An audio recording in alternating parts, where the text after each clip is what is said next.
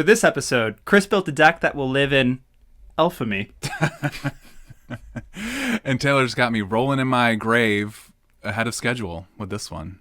Morbid.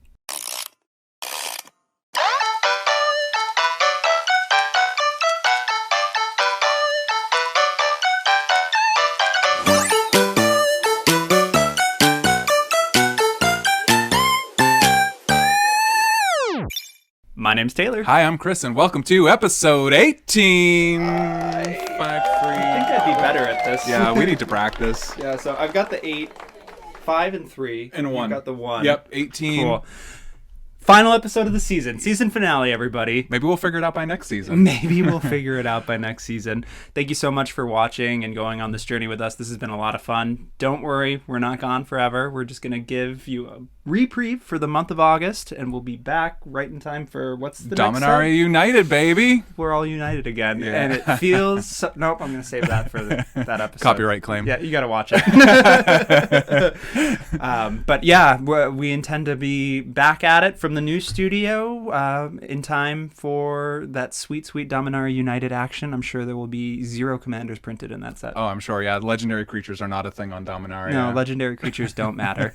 But you do. Because this is Commander Role Reversal, a YouTube channel dedicated to building decks, swapping them, playing the decks, and then talking about it on the internet. That's you, the internet. So please remember to like, subscribe on our YouTube channel, because if you don't, share it with a friend, family, or enemy. Nothing will happen. And I've come to terms with that, and you should too. But we appreciate it. And you'll also find the links to the list on Moxfield in the description below. And I think it's time to dive in and talk about the commanders that we played this week. And we do that traditionally by talking about the commander that won, which I think... Yeah, I think it was me. I think it was the Elfhame deck. Yeah, which you built. So you're going to tell me about the deck you built for me, Chris? Let me tell you a little bit about this deck featuring Imaryll, Elfhame Elite. For 2 green and a green, a legendary creature, Elf Warrior. Whenever Imaryll Elfhame Elite attacks, it gets +X until the end of turn, where X is the number of other elves you control. Nice. You may have Imaryll assign its combat damage as though it weren't blocked. Okay. It's a 3/3. Okay. So this is an Elf Ball deck. We want elves and more elves, and then I think you use those elves to cast more elves. And then eventually, yeah, you build up, and I think it's really just a Voltron deck. The fact that you can assign combat damage as though it weren't blocked is just bonkers on a legendary creature. From a game night set. Yes. Yeah. Oh, that's right. These are the upcoming commanders for Game Nights 2022. GN3, I think they're calling it. GN3, yeah. We are G to G with GN3, and I'm done. I won't talk the rest of the episode. I'm going to throw some stats at you. So for this deck, we wanted to certainly be able to buff our creatures. Elves are really good at buffing each other, and so we had 15 cards that cared about buffing the team. We had 22 cards that helped with card advantage, and I have defined card advantage in this deck as anything that replaces itself or creates tokens or actually draws you cards too, obviously. That does sound like an advantage. It's quite an advantage. And then of the creatures, there were 42 of them, including the commander, and 38 of them were elves. So mostly elves. We had 1 elf that gave flash. We had 1 card that handled graveyard hate. We had 2 cards from Phyrexia. No. Long live infect damage. There were 2 cards that were able to win the game that way. There were only 8 interaction cards. I must have been off my game a little bit building the interaction package with this deck, but I think I'll tell you a little bit about why.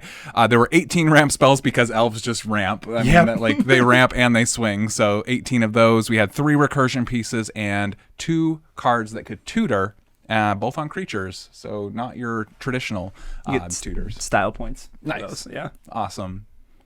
Yeah, so and there was one actually kind of hipster tutor that I had never seen that card before. I don't know if maybe we'll get to talk about that. I'm so excited.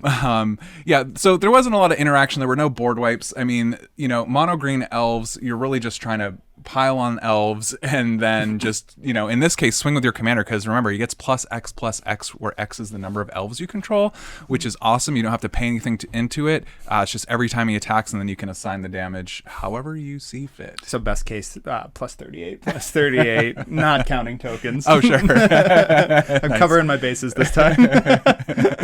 Perfect. Well, that's what I had in mind going into the deck building. How did it play for you, Taylor?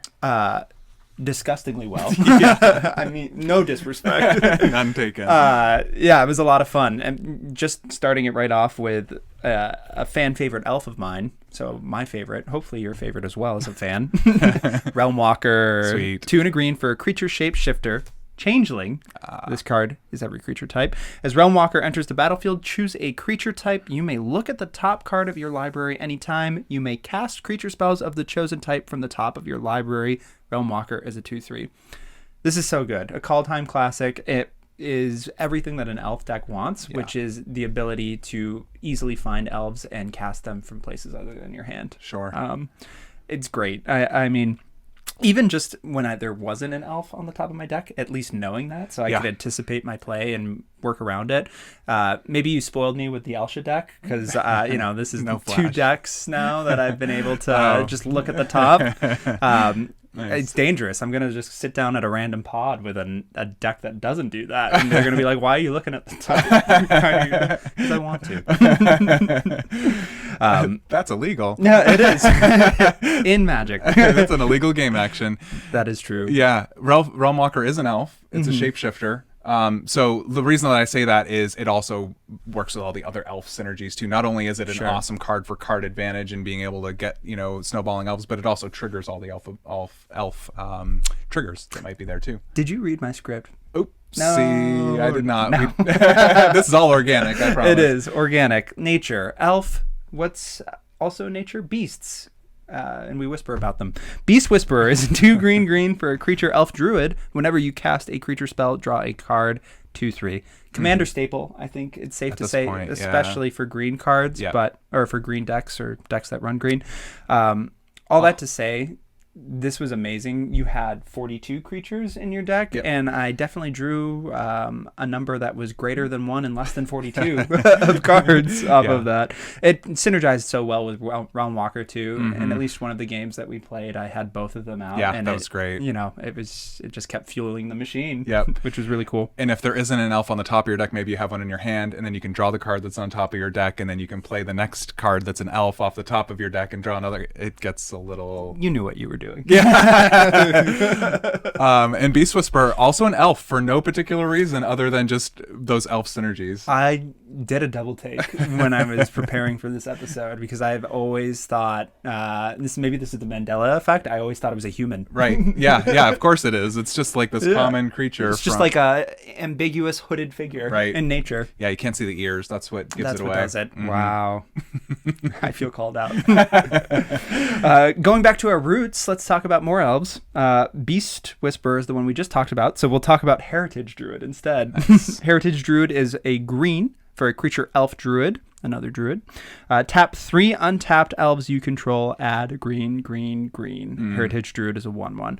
So the pattern here is I'm just listing all the cards I had on the board at the same time, because they synergize so perfectly with each other. You kind of alluded to it already with Realm Walker. Yep. Beast Whisperers, drawing cards, so you're able to dig even deeper. Either you're drawing the elf that you can cast, or you're drawing into a card that wasn't an elf, so you can cast it off the top. Yeah. It's fueling itself, and then even if those creatures have summoning sickness, Heritage Druid itself as well, it's not a tap to activate ability. You just tap those creatures. Yeah. Which is awesome. Yeah, so you only need 2 other elves, and you can do it the turn that they come in because it's an activated ability. Heritage Druid is so good. I certainly did that. Yeah, I mean, there's no reason to leave your Beast Whisperer untapped, right? No. Or your Realm Walker for that matter, so you might as well just tap them for mana. Yeah. Very cool. Too much value. We can't risk that. Speaking of value, we're just continuing on down the list. We didn't have enough access to mana up until this point, so why not play a Priest of Titania for 1 and a green? Creature Elf Druid, 3 now. It reads, tap, add green for each elf on the battlefield Priest of Titania is a 1/1. Gaia's Cradle for elves on an elf. Yeah, on an elf itself, right? So it automatically taps for 1. But is it an elf on a shelf? We've gone mainstream. We're gonna share a wealth of knowledge with you about elf. That sounds bad for your health. If you allow that tap ability to resolve and that person generates 1 billion mana. You better. In this case. Yeah. Watch yourself. We're still doing that. Okay. No, we're not. We're not. This is the content you know and expect and come for on a season finale.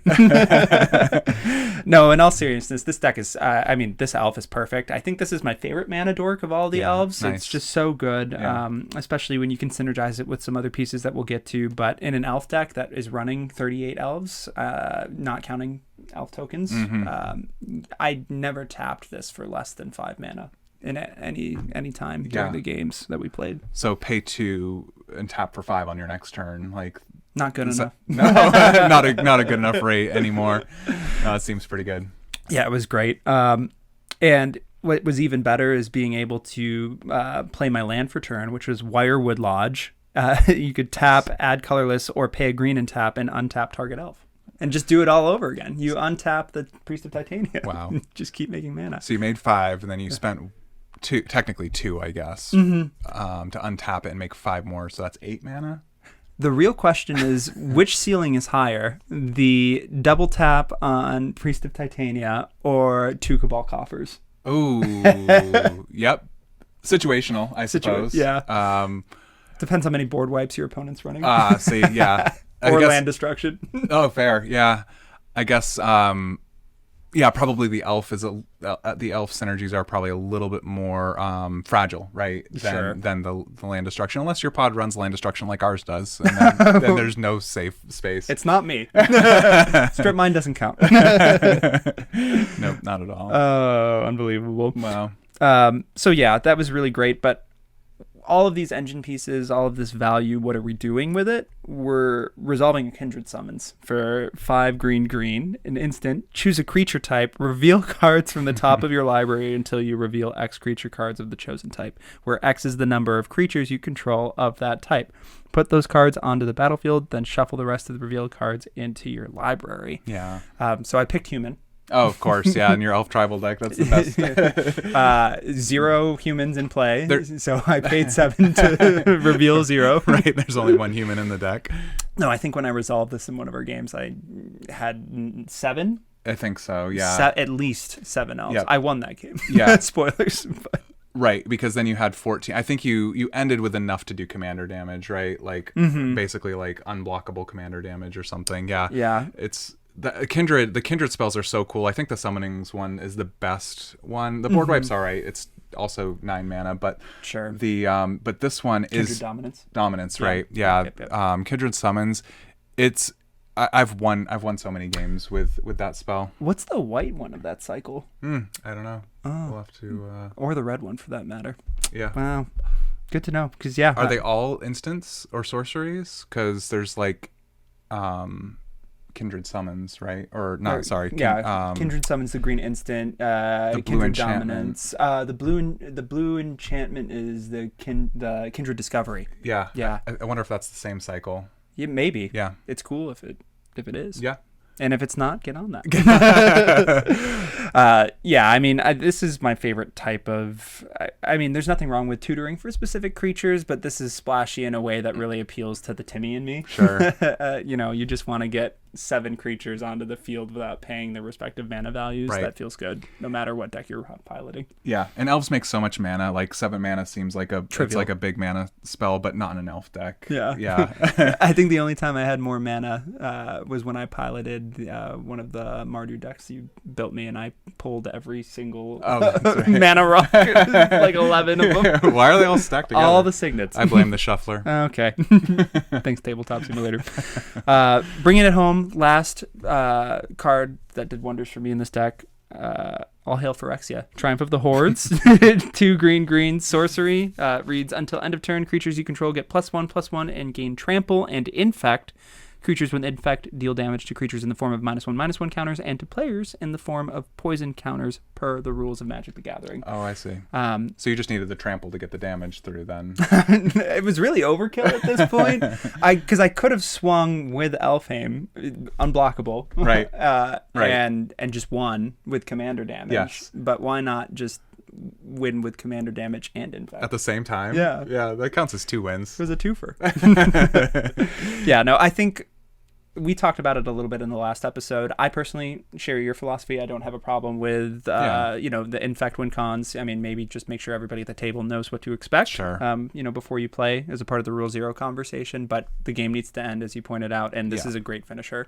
I would feel the same losing to this as I would losing to what's the green finisher? Oh my gosh! Oh, like Craterhoof Behemoth. Yeah. Yep. Yeah. Similar idea. It requires so much setup ahead of time, and it's a very fragile. It's one board wipe, and then you don't have any creatures to swing. Yeah. You can still cast Trample the Hordes. It just does nothing, right? Right. So it really requires that setup. So that's kind of my philosophy going into it too. Mm-hmm. You need to be able to go wide, and if you're going wide, it's a great way to win the game. But yeah, always do that Rule Zero conversation. I mean, not just about infect cards, but really just to make sure you're level set. Yeah. Yeah. In general. Yeah.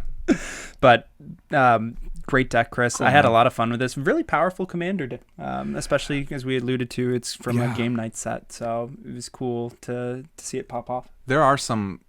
Maybe we'll save this for more of gameplay and the post conversation. But there are some powerful elf commanders. I don't know if this replaces any of them, but it's another cool option.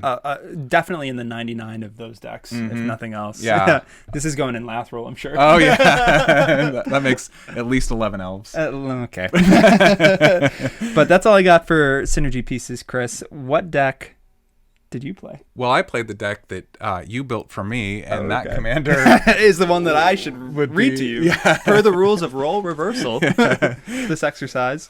No, I had a lot of fun. Also choosing a game night's commander, and we went with Vogar, Necropolis Tyrant, which is so fitting that I ended on a mono black. I love that. Started. What have you done? Yeah. Vogar, Necropolis Tyrant is 3 black for a legendary creature zombie giant with Menace or Menace. Whenever another creature dies during your turn, put a +1/+1 counter on Vogar, Necropolis Tyrant. When Vogar dies, draw a card for each +1/+1 counter on it. Vogar is a 4/4. So a lot going on with that. The text, and you could do some pretty cool things with it. I just focused on one thing alone, and it was counters. I love counter shenanigans, as you saw with maybe the Zuri episodes and numerous other episodes that we've done throughout the season. But really the idea here was definitely rely on that as one of the major win cons.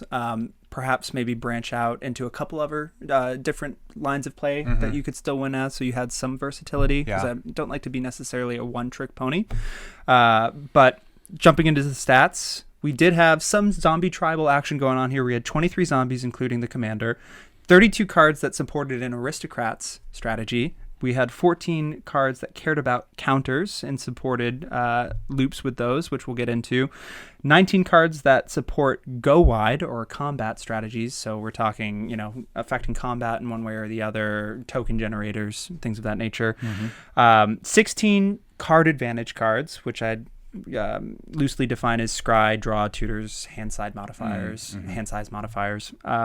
18 cards providing mana advantage. 14 removal spells. Maybe not necessarily spells, but 14 pieces of removal. And 3 cards that I labeled as break glass in case of emergency. Oh, nice. Which we might talk about at some point during the episode. But if you didn't pick up from it, the game plan was primarily to take advantage of +1/+1 counters and loop undying type effects to get maximum +1/+1 counters on Vogar, and also if he dies, be able to draw your deck. Nice. Or you could go with the aristocrat route, which kind of ties into the undying philosophy. So there's a nice little bit of overlap there.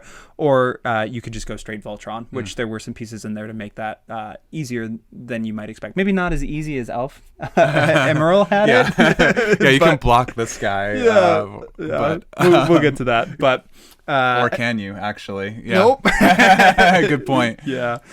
But that was the way that I approached it, and it seemed like you were able to play into a couple of those strategies for during sure. your games. Yeah, I had a lot of fun playing this deck, and a bit of a combo deck, actually, Hey. with those Undying shenanigans. We've come so far. Yeah, very, very, very cool. One of the cards that helped with the Undying shenanigans was actually a brand new card from Commander Legends Baldur's Gate. It was Haunted One, Yes. 2 and a black for a legendary enchantment. Background: Commander creatures you own have, whenever this creature becomes tap, if it and creatures you control share a creature type with it, each get +2/+0 and gain Undying until the end of turn. When a creature with Undying dies, if it had no +1/+1 counters on it, return it to the battlefield under its owner's control with a +1/+1 counter on it. So this one is perfect for a tribal deck that wants to be like, it plays into the go wide strategy, and it also plays into the Undying strategy. This card had like one of the best synergies, I think, in the deck, just for all those reasons. And then you're stacking the +1/+1 counters. The creatures are coming back. You're getting the Aristocrats payoffs. Plus, you just have zombies coming back. Yeah, so it's flavorful. Yeah, we did it. What are you being haunted by? I'll tell you. Oh gosh.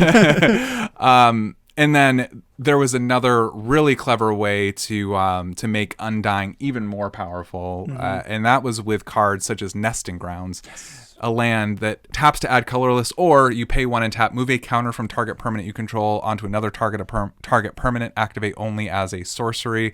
And so it's basically, 2 mana, 1 and tap, to be able to move a counter from whatever creature you want to move it from, to then sacrifice it or do the Aristocrats thing, have it gain Undying, comes back with a +1/+1 counter, and then loop that, the next turn. It really like added to the value of that, being able to move those +1/+1 counters, so that Undying would trigger a second time. Yeah. Well worth it for a 2 mana investment. I'm glad you feel that way. It's my favorite utility land that's been printed in the past 2 years. Yeah. Ikoria, I think the Precons is where it was originally featured. Yeah. But, and I also like, while it would be nice to be able to not have to tap and you could move as many counters as you want, I kind of like that.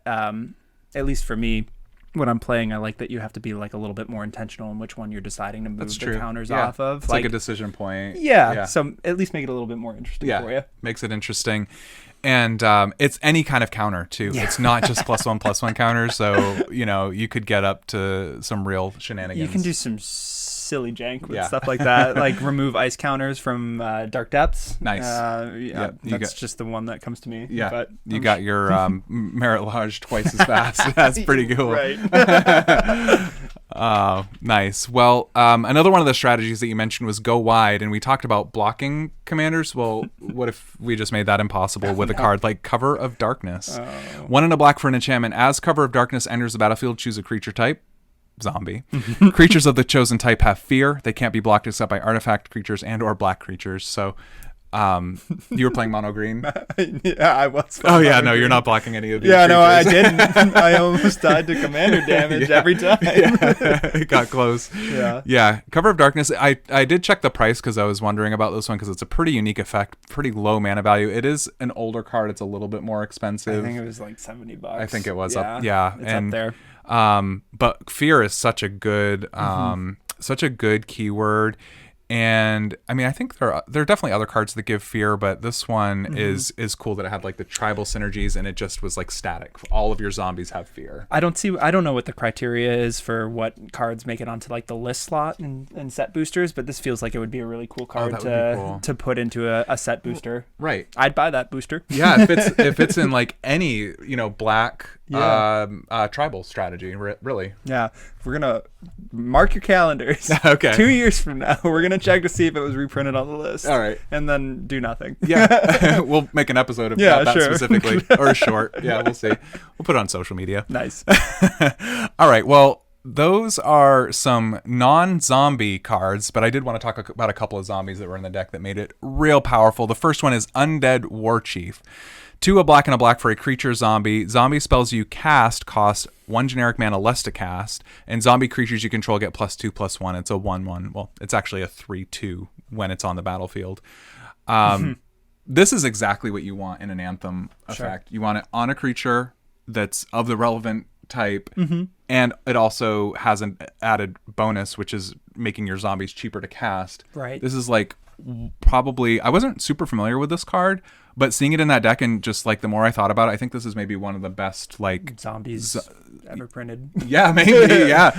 You heard it here first. Yeah, it's in that 4 mana slot, so it's perfectly castable, and then just like at a time where you can still benefit from paying 1 less for your zombies, because the commander's 5 CMC, right? Right. Mana yes. value, rather. Yes, he is. So you can curve into him real nice. Yeah. Yeah, thereabouts. Yeah. Or So, I guess technically, yeah, because if you play him and then you could have technically played him that turn, but sure. Or you missed that land drop on turn 5 and you can still play your commander, I guess. See, it's just... we did it. And then it's going to make your next zombie less expensive, and the next one. And it also buffs them by +2/+1. That's not irrelevant. No, it's not. Especially if that's paired with the haunted one. Oh, yeah. Nice. Yeah, that's +4, baby. Ooh, that's scary some serious zombies. damage, yeah, on top of whatever their power and toughness is. So, Woof. well, we do like flavorful tutors on this channel. We do. And Tasty. this one, actually, I think we've talked about this card before, but it was perfect in this deck, and it fit in like. Let me tell you the card. Sidisi Undead Vizier. Yep. 3 a black and a black for legendary creature Zombie Naga. With Death Touch, it has Exploit. When this creature enters the battlefield, you may sacrifice a creature. When Sidisi Undead Vizier exploits a creature, you may search your library for a card, put it into your hand, and then shuffle. It's a 4/6. I think we talked about it recently, actually. Yeah, I don't remember what episode, but I referenced it because I actually learned it from our podmate Bobby. Yeah, Oh, he right, put it right, into right. his Rot Cleaver deck, Nice. which I want that card now. Yeah. It's so good. You know, Sidisi can exploit herself at like the worst case scenario, right? You know, that's like a 5 mana tutor, and you get the card that you need in that situation. That's like the floor, right? Yeah. The ceiling is you exploit a creature, it has Undying, it comes back, you get more triggers, you get the Aristocrat payoff, and you get to search your Oh my library gosh. for a card. Hear me out. It has Undying. Yep. It exploits itself. Yep. Comes back and exploits a second creature. Oh, nice. Double tutor. And yeah. Well done, sir. Cool. Yeah. I mean, I didn't do it, but that'll be cool if it happens. Yep, you could do it too if you put Sidisi Undead Vizier in your deck. Yeah, but seriously, really, really cool creature. Also 4/6 with Death Touch for 5 mana, so pretty decent. Really good rate. Yeah, Yeah. Cons block, or I don't know. What? Yeah.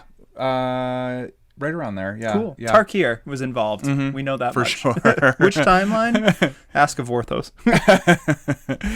Awesome. All right. Well, those are the cards I wanted to highlight for top cards in the deck. I think we need to ask some questions. What were some of the questionable cards? I always You wonder have- if you're gonna like say questions and then not in reference to a Magic card, because then I've always got pre-canned questions ready to go. Like, what's your favorite color? That's a terrible example. I just defaulted to it. But Yeah. I'm over-explaining. That's all right. Yeah. It's gray. Or Gray air. Oh, your color. yeah. Oh, that's cool. That's Yeah, a nice well. one. Mine's like navy blue. Nice. Like in a Boston harbor. Oh yeah. You know, Cool one. cool. What's got- your favorite color? Let us know in the comments below. I do have one question though. Mm-hmm. This card, I kind of like every time I look at it, I'm just like, why is this in here? Nice. I think you know which one. I don't. Oh, I do. Coat of Arms, 5 generic artifact. Each creature, and you better be sitting down for this at home. Each creature gets +1/+1 for each other creature on the battlefield that shares at least one creature type with it. For example, if 2 Goblin Warriors and a Goblin Shaman are on the battlefield, each gets +2/+2. I don't think this card was designed when multiplayer was a thing, because this card is real hard to keep track of. And It must be popular Yeah. in Commander. Yeah. Funny enough, because it's like a $15 card. Yep. But I've tried playing with this Me too. card in Same. a few decks. I took it out. And it's usually I'll play it like once or twice, and then I don't think I've played it since we had the conversation about like what happens when Changeling Yeah. is involved. I think that's the moment when whoever played the card just gets removed from the game. Yeah. You get exiled from the game. It's like Arena. If you play over 256 tokens, it just boots crashes. you. But in all seriousness, I saw it and I was like, you know what? Let's give it another try. It's elves. It's a lot of elves. You just wait until close to the end of the game and you just slam it as your finisher before you just go nuts. Yeah, I think it makes sense in this deck specifically because your commander doesn't care about blockers. So like you don't even need to do the math for all of the other creatures. You can just swing in once you've like dropped this with your commander.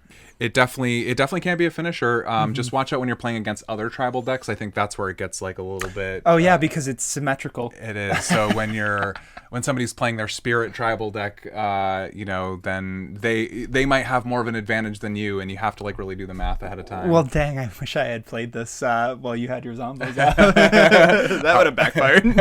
Who's got more creatures in general? Who's got cool. Cover of night or darkness? Yeah. Nice. Thank you for humoring me on that question. one. Yeah, that one. I don't recommend that card. I can't in good faith. It's too hard. So I'm glad that you highlighted the Baldur's Gate card that I featured in my deck. Nice. So I figured I would reciprocate that without knowing that this was about to happen. Yeah, nice. Raised by Giants, 5 and a green legendary enchantment background. Commander creatures you own have base power and toughness 10/10 and are giants in addition to their other types. I think the only reason I had a question about this card is because, in a creature heavy deck, especially run that runs 42 creatures, 43 including the commander. Yep. Every non-creature that isn't a land needs to be high impact. Yep. I assume. It is 6 mana. We have established that mana is kind of trivial when you're running Elf Ball, so you do have that going for it, but yeah, it just kind of seems like overkill. Yeah, it is. It's definitely it's like win more. Yeah, at that okay. point. No, it's a fun one. It is. Yeah, I wanted to include some of the newer cards, and that one seems. I mean, it's one of the green ones, and like it's just makes it so much easier to win with like commander damage or infect, right? Because your commander's now a 10/10. It just by default deals 10 damage. Also, there were only like 2 6-mana spells, I think. I don't know what the other 6 mana one was. I know that Kindred Summons was 7. Yep, and then there was the elf, the one that it gives you a 1/1 every turn and you gain life based on Wolverine Riders. Wolverine Riders was that the was other an awesome one. Yeah, that's a great good card too. Honorable mention. So it's not like it was a high CMC deck. Most of the cards are like 1 or 2 or 3 mana. For sure. So really low mana curve, and so I just wanted to. I mean, it definitely is a win more card though. It's fair. It's fair. You don't need that card in there. I was assuming it was either Winmore or you had like one hybrid type elf giant in the Nice. deck, and you had that in there specifically, so you give your commander the giant typing, and then you do a 7 mana Kindred Summons to dig until you find that one pivotal perfect giant elf to win the game. No, that's not.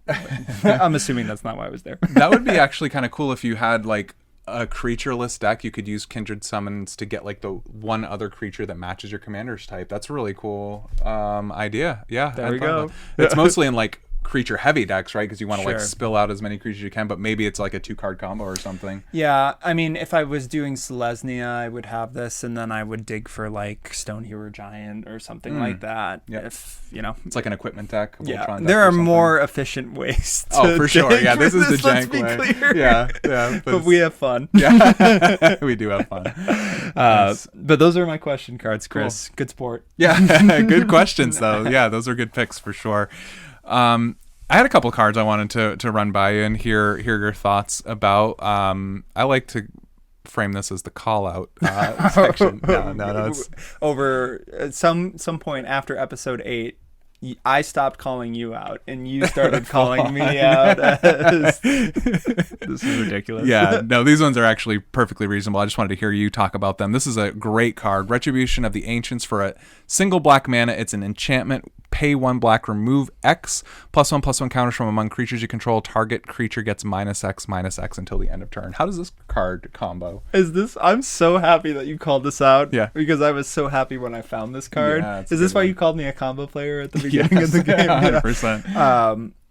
Yeah, I mean, Undying only works if your creatures don't have +1/+1 counters on them when they die. So what's the best way to, one, get the +1/+1 counters off of the creatures you want to continue to have Undying while also not letting them go to waste? Yes. Turns out it's a 1 mana enchantment, also from the Targear block. Yeah, that's a removal spell. Yeah, the -X/-X. I had never seen this card before building this deck. No, really cool one. I've never even even on Reddit. Right. I've never seen anybody talk about it. So Right. that was a fun find for me.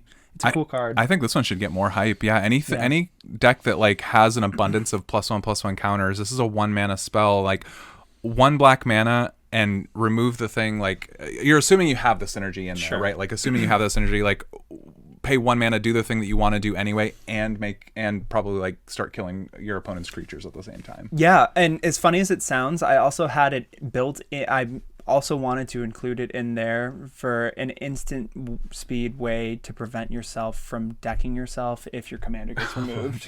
Yeah, because you just remove all the counters before it dies, and then that way you don't have to draw like 90 cards. Amazing. Yeah. Somebody like just targets your commander with a kill spell, and you're like, I'm gonna lose. I don't want to draw 30 cards, please. Because you're not removing 1+1/+1 counter at a time. It's pay black, remove X as many counters as you want. That's what I love about it. I would expect I had to do a double take when I looked at it, because it's like, okay, you pay 1 to remove 1 counter. Right. No, you pay 1 to remove 3 counters and kill that 3 toughness creature over there, right? Wow. Kills indestructible creatures too, because it's my gosh. The more we talk about this card, the more I get excited. So Retribution of the Ancients. Yeah. So pick cool. it up today. Yeah. It's a cool one. It's a cheaper one too. Oh, was it? Nice. It was like 35 cents. Oh my gosh, get more than one. Get a playset. It's a rare. It's a bulk rare. Unless there's something we're missing, this is a real good card. Yeah. So I do have one other card though that I wanted to ask you about. This one is a zombie in a zombie deck, so that checks out. It's Plague Bearer. 1 and a black for a creature zombie. Pay X black, destroy target non-black creature with mana value X. It's a 1/1. So I didn't do any of the math ahead of time. I just kind of wanted to do that and talk about this card a little bit and see like what's the rate. And I can see why you would want this card, but go ahead and I'm supposed to be asking you about it. I think your initial take at face value is why I had it in there. It's a zombie with a unique effect that can also double as removal. Right. To be fair, I'm not sure. I didn't consider the math when I put it in there. I saw it as like a repeatable removal effect, and I did build, as I'm sure you saw, the mana base with Cabal Coffers. Exactly. So you can make plenty of mana in this deck. That was the hope. So just kind of more ways to remove those pesky problem pieces. But I mean, realistically, what is that? So it's 3 mana for a 1 mana value creature. Okay, and let's say I want to remove your commander at instant speed because it's unblockable. Yep. Right? So it's 3/3.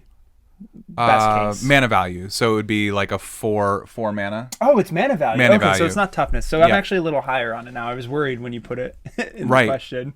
Right. So to remove a 4 mana value, you would have to sink in 8 and a black. 8 and a black. So yeah, it is mana intensive. There are certainly more efficient ways to do it. I think the reason that this appealed to me rather than just like Dull for the Throat or whatever is because it's also a zombie. It's a zombie. Yeah. There's like, it's 1 and a black for a 1/1 zombie. Like if you're having zombie synergies in the deck, like that is good in and of itself. And it doesn't have any rules text that I'm aware of that says X can't be 0. So I think you could just play 1 and 1 black to get rid of any tokens. Ooh, interesting. So, okay, that's huge. Okay, cool. Yeah. We did it. Unless there's an errata on Scryfall, which I will consult, but 1 black, kill a token. 1 black, kill a Merit Lodge. Oh wait, it's indestructible. Yeah. Oh. Merit Lodge, right? Yeah, 1 black, Retribution of the Ancients. Nice. No, really cool card. I'd never seen it before, and thanks for doing out the math. Yeah, it was an interesting card, and it's a 2 mana zombie, so like that's pretty good. Thanks for putting me on the spot. That's what I'm here for. Oh my god. Wow. All right, so those are questions. I think we get to move on to answers. Favorite part. Yeah. Suggested cards. Did you find any cards that might slot into an elf deck? Against all odds, I did. Oh, good. Okay. I was worried that you had already monopolized all of the good elves. Turns out there's a lot of elves. There's a lot of elves in the history of Magic. But we won't start with those. We'll start with some other shenanigans that you can get into. I'm here for it. This one's fun. So obviously Seedborn Muse isn't an elf. No. Neither is this card. Awakening, 2 green enchantment. At the beginning of each upkeep, untap all creatures and lands. Oh, that's cool. So At first read, it does seem like it's a little like group huggy. It's symmetrical. It is symmetrical, I see. right? But I think why it would make more sense in this deck than in just any green deck is because I think it's all about how much value you're getting out of the action of untapping. Right. Because most of your cards have activated tap abilities, Yes. whether it's for mana, whether it's for Right. combat tricks. Being able to untap on every turn and like Azuri, so you have like a wall of blockers. Yeah. That's really, that's really cool because, okay, so you're giving your opponents like pseudo vigilance, right? Sure. Like they untap and they have blockers on their turn, but yeah, you get to sink mana. If you have like if you have Yeva, you could untap and use that mana to cast more creatures. Yep. Right. So like there's definitely a lot that you can do by tapping and untapping elves. And then you had another green creature in there. The name escapes me, but it allowed you to cast green spells at flash speed, already in the deck. Yes. That's Yeva. That's Yeva? Yeah. Oh, that is Yeva. Yeah. Okay, She's an elf too. I don't know why. why, for no particular reason. Yeah, just cause. Just to make elves that much more powerful. But some of the elves, like you tap and you make a 1/1 elf. Right. So you can do 4 of them per turn now. Yep. Right. So that's interesting. I think Yeah. you could outvalue your opponents with that card. Yeah, Cool. certainly call. not every deck, but I mean, I'd never seen this card before. So it's like, what's the worst that could happen? Yeah. 1 mana cheaper than Seedborn Muse too. Yeah. Okay, can you imagine that card with Bootlegger Stash and Academy Manufactor? Oh my Okay, gosh. no, that's a little played out. We've grown from that, which is why I want to recommend Season of Growth as another enchantment. 1 in green for an enchantment. Whenever a creature enters the battlefield under your control, scry 1. Yeah. Whenever you cast a spell that targets a creature you control, draw a card. So I think especially in an elf deck where you have so many ways to create elf tokens and so many creatures, I think it would be a low enough mana value to justify a slot, and it gives you so much card advantage in that, like, say you have the Realm Walker out. If you're able to just create 20 elf tokens and cycle through 20 times to find the best card to follow that up with, it could make sense. And it's a 2 mana spell? It's a 2 mana enchantment. Yeah, that seems good. I mean, like scry 1 is, I mean, scry 2 is like more than twice as powerful as scry 1, but scry 1 multiple times, it definitely adds up. I think I'm high on it because of the game we played where you had included Rumor Gatherer. Oh yeah. Also an elf. That's in mono white. New Capenna. And that was where it was like anytime a creature enters the battlefield, you scry 1, second time draw a card. If you've already drawn a card, then it's just scry again. Scries. Yeah. And that was just 6 or 7 triggers, but it felt so powerful when I was playing that.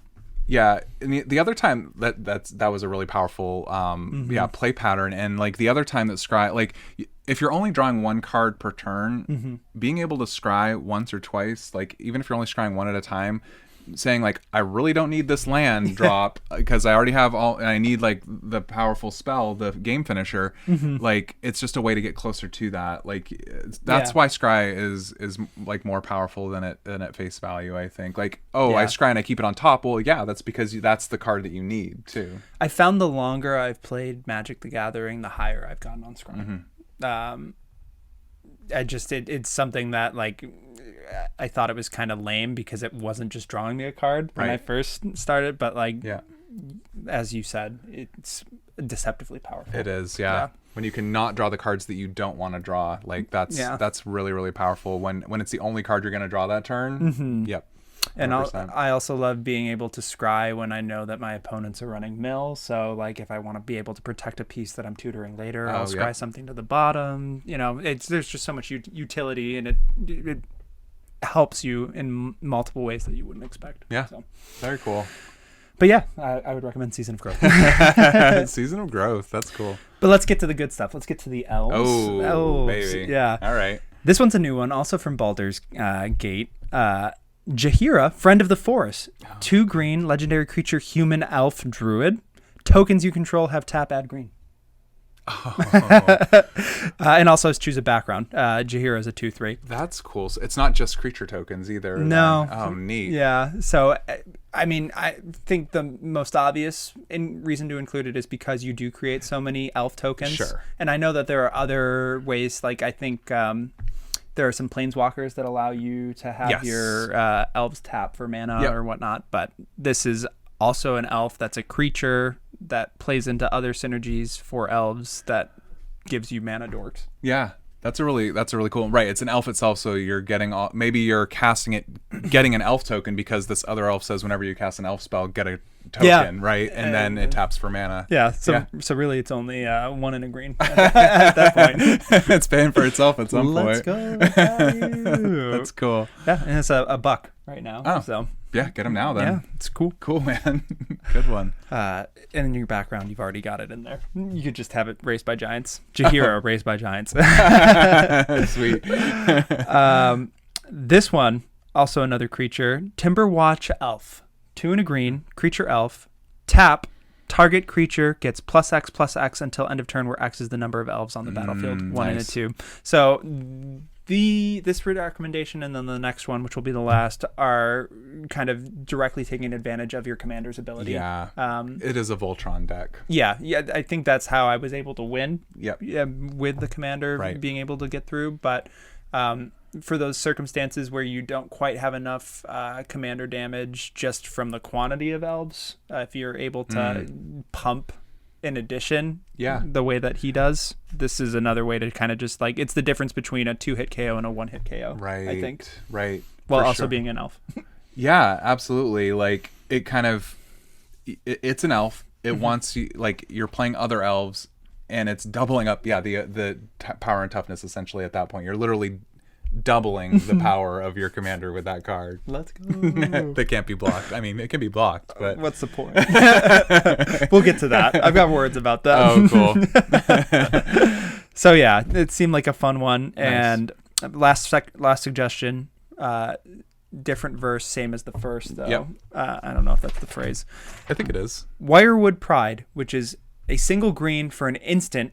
Target creature gets +X/+X until end of turn, where X is the number of elves on the battlefield. Oh, wow. It's just a 1 mana instant speed combat trick that makes your commander like just 1-hit KO. Somewhere. Oh my gosh.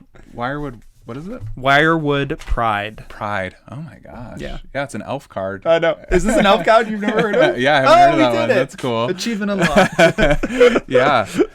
Those cards are so great, like 1 mana instant speed spells. Oh my gosh, if they do something, and that one wins you the game. That one, out. yeah, that one does. Yeah, that one again doubles the power. I think the most exciting thing for me is it's a 1-drop. Yeah, like absolutely. I'm gonna hold up 1 mana. Yeah, that allows you to play like all of the elves in your hand, so that your commander is as powerful as it could be, and then 1 more mana and you double the power. Yeah.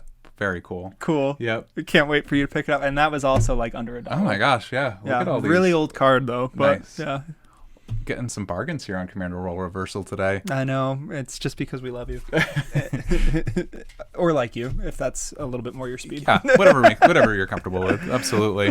Great suggestions, man. Those were Thanks, man. Really cool ones. I know you know your elves, so I had to go for the deep cuts. Deep cuts. Yeah. Yeah. That's awesome, man. Thanks, dude. I've got a few cards to talk about. I wonder if you're in the market for some mono black cards that might help with some creatures dying and some mana generation. Is this and black market? Black market. Black market is 3, a black and a black for an enchantment. For whenever a creature dies, put a charge counter on black market at the beginning of your pre-combat main phase. Add black for each charge counter on black market. I was making the connections. Oh yeah. Oh, you've already picked up on the. All right, let's talk about black market first. It's a 5 mana spell. It's kind of late in the game to be like generating extra mana. I don't know if it's powerful enough anymore, but it seems like in this deck where you've got like all the undying and like your creatures are dying over and over and over again, and it doesn't only count your creatures, but the fact that like you're doing that, I don't know. This card, like, it definitely can't. I've seen it. We've seen it, right? Yes. It can generate a ton of mana, but it is a little bit like mid to late game. Especially if it's not answered, though. Yeah, that's like true. The value. I think it makes more sense specifically in this deck too, because it's mostly low mana value zombos that like Gravecrawler. Right. Like, how many times am I killing that, recasting it, killing it? 2 or 3 times in a turn. Yeah. So, like, I think in that case, it kind of makes up for the fact that it's a later game play.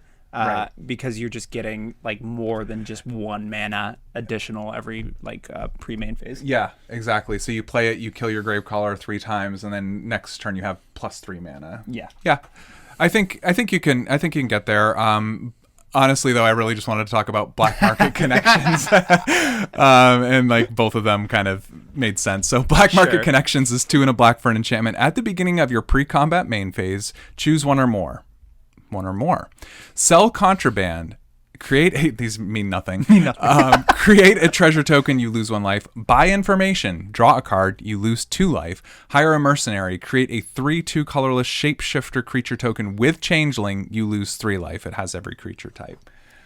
Modal cards are fun. This one's only 2 and a black as well, and I mean it's a ramp spell, it's a card advantage spell, and it gives you shapeshifter zombies to kill. Now it's a party. Featured in the Party Time Precon. Pick it up now. Oh, cool. That is cool. Yeah, that I didn't know that was one of the Precon cards. That's awesome. Yeah, it's like one of the chase cards. I think it's the reason why that Precon is like impossible to find on store shelves right now. Yeah. It's like $17. Yeah. Oh, wow. Okay. That one for the 1 card. Yeah. Yeah. So it seems powerful. I've never played this card before. It's just like it's got all these modes. It does so many things, so it must be good. It must be. Yeah. I'm probably like drawing cards, losing 2 life. I don't know. Yeah. That's kind of like a bad Phyrexian arena. Yeah, I think I was higher on this card once I understood that it's not just one. Oh, one or more. You can do That's all true. 3 every turn if you want. Lose and then 6 life. Yeah.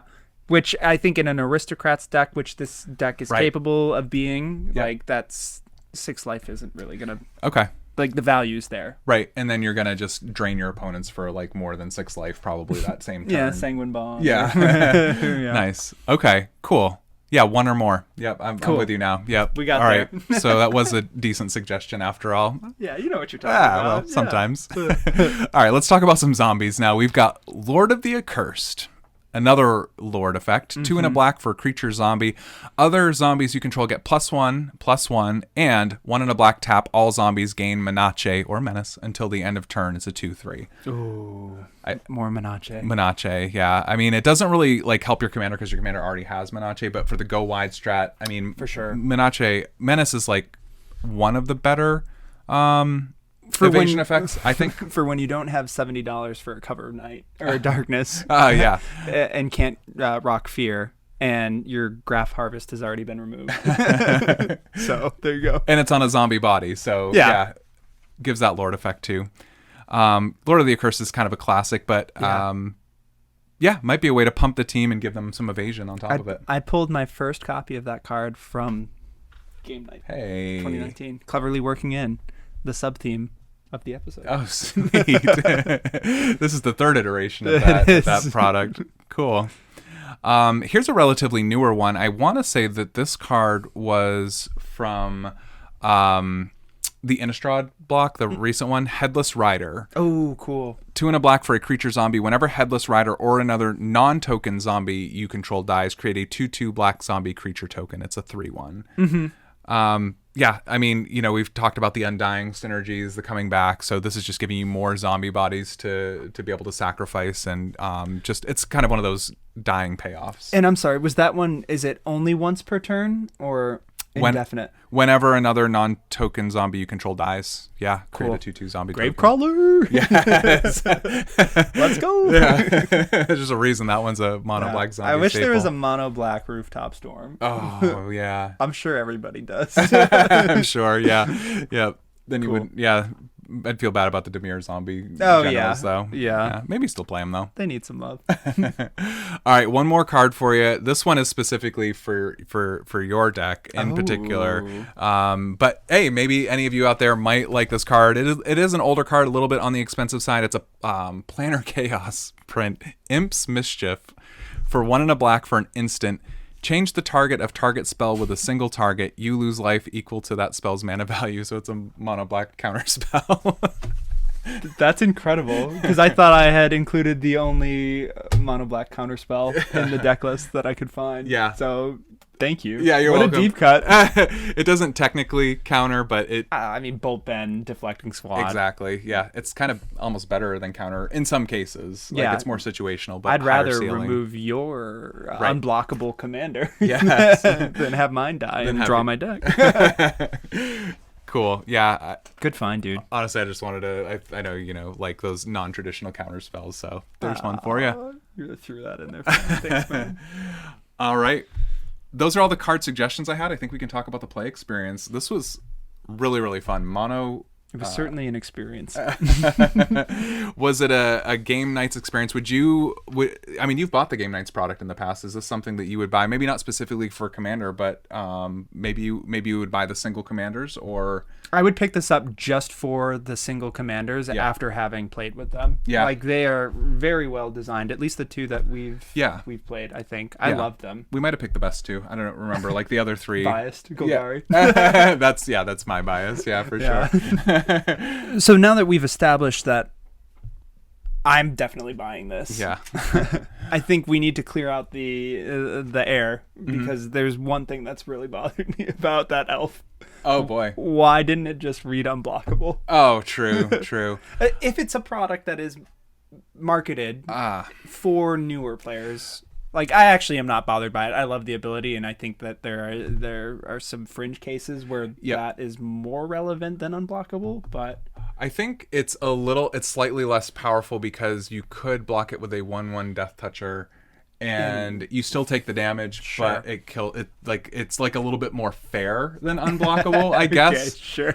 But it's a little confusing for a beginner product too, right? Like, what do you mean, like, assign combat damage as if it were unblockable? If this is like Game Nights is like a family friendly, like the game board style version of the game. Of the game, Yeah, I mean, I definitely don't take any issue with the ability. It's just something that was kind of more funny to me than actually a nuisance. It would have been one unblockable. Yeah. This creature cannot be blocked. I sent Jake Lay a text of that. Nice. And he was like, so that just means unblockable, right? I was like, yeah, pretty much. Essentially. Yeah. Are you ever not... I mean, I guess if they block and you really want to kill the creature that is blocking, like, that's so fringe though. Like, wouldn't you rather just kill, like, infect out your opponent or do commander damage? Oh, yeah. Right? Yeah. No, not everybody's Triumph of the Horde, yeah. And I think what kind of makes that even more interesting is, like, the phases of combat are so complex that you don't make that decision until combat damage is being assigned, right? Yeah, so they don't know. It's like, will I keep you alive, or will I just kill your board? It's really satisfying. Keep them on the edge of their seat, right? Yep. Yeah, no roping, though. This is an arena. Oh, no, it's not, thankfully. I know it's not arena because you were consistent in how quick, the way you built this deck, how quickly I was able to end the game. Wow, right? Because out of nowhere. For the games, it was like turn 6.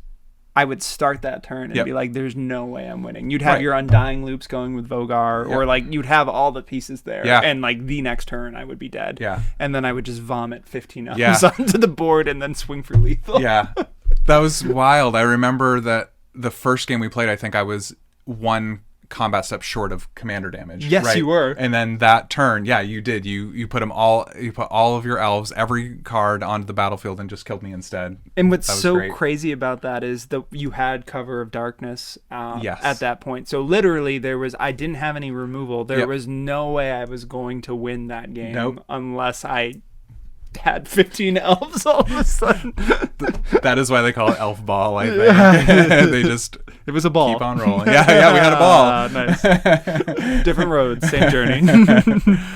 But the Undying Loops were really, really, really cool. I think, the thing about the deck that I really liked that you built was really like the moving the counters, like all those shenanigans really made for like those decision points. But it wasn't just like the interesting aspect, like that it was interesting. It was also that it was powerful to be able to do that, right? Like you were able to like keep those combos going. And just the fact that there were multiple lines to victory, I thought that was really cool.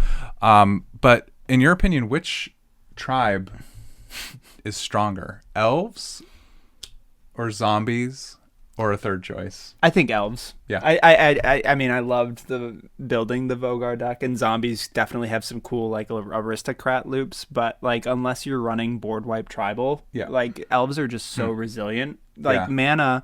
That was one of my points for Imaryll, was that because you built the deck as an elf ball. Yeah. Most of those elves have some kind of mana ability. So like, so many of them do. Even if I do remove or the elf, the commander, like it's trivial to just recast them. Right. Like it's really tough to kind of. It's an aggro deck. Yes, I think. That's interesting. Yeah, I it's funny that you said resilient, because I think zombies can also be resilient, just for the fact that a lot of them can be recurred very easily. They just come back to life. I do agree that elves is more of an aggro deck, so if you're able to like aggro out your opponents, you can probably win earlier with elves. Yeah. But I do think that once the zombie horde gets big enough, like that can. So I mean, I'm just trying to like balance them out a little bit. I think that's fair. I do tend to lean into elves being more powerful for exactly what you said, the fact that you can just make an absurd amount of mana. And you know, I think it's been said in the community before that the player that spends the most mana in a game is most likely the player that wins that game. That tracks. That tracks, unless you're running like 8-drop tribal. 8-drop tribal, or like really old janky mono white cards like Inheritance, where anytime a creature dies you can pay 3 and draw a card. Oh yeah. I guess like you're paying a lot of money. Right. I've paid a lot of money, but I haven't established anything. I'm just just drawing cards and discarding them. No, I think to your point, elves I find more powerful just because of the explosive nature of it. And we touched on it last episode, where it's like, especially as the game continues to get faster in terms of like low drops and like combos are more prevalent, or it just seems like, you know, the player base is better at Magic, maybe. Like I see a lot of really good players, even in casual pods. But while that is explosive and powerful, I find the play style of like recursion and counters more interesting for me personally. Wow. So like I find that a more satisfying play experience. Wow, interesting. Yeah, so it definitely is up to, you know, clearly up to the player and their and your preferences. And you don't always have to play the most powerful thing either. That's the fun of Magic and, you know, casual EDH. It's not about winning all the time. In a perfect world, my ideal Vogar deck is one where there is a Labman or Jace that exists in mono black. Oh, neat. Because I would build it as a way to just like use the Undying Loops to put all the counters on him, and then just sacrifice them and draw out my deck. Oh wow. Like that to me is the kind of like play style that's appealing. So even being able to come close to that type of shenanigans with this commander was really exciting to me. Yeah. Yeah. Very cool. Yeah, I can't think of anything that helps you. Like what? Yeah, there isn't the win condition yet. Not yet. Yeah, that's really cool though. Just put infinite counters on it, or like 80, 90 counters on it. Yeah. Wow. Just draw. We got there. Yeah. Cool. But yeah. Super fun. This season was awesome. We had a lot of fun building and playing these decks and then talking about it on the internet. That's you, the internet. Bringing it full circle. Yeah. So we're excited to come back to for season 2 in just a few short weeks, and we'll be sure to include some more content between now and then as well. Yeah. Definitely keep checking the YouTube channel. We're going to experiment with some shorts, so get excited for that kind of content. Branch out to TikTok. Definitely follow us on the Twitter social, like you had said. Yep. And I think most importantly, you just need to remember that Karn Silver Golem is a 5 generic legendary artifact creature golem. Whenever Karn Silver Golem blocks or becomes...